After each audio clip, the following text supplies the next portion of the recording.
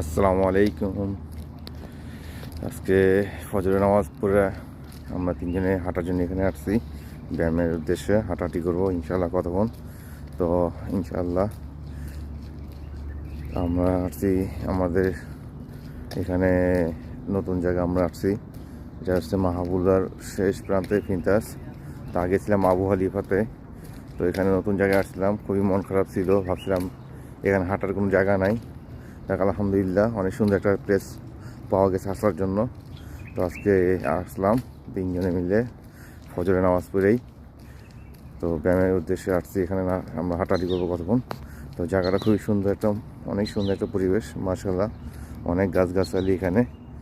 তো ভাবছিলাম এখানে হাঁটার কোনো প্লেস পাওয়া যাবে না, আলহামদুলিল্লাহ খুবই সুন্দর একটা জায়গা পাওয়া গেছে।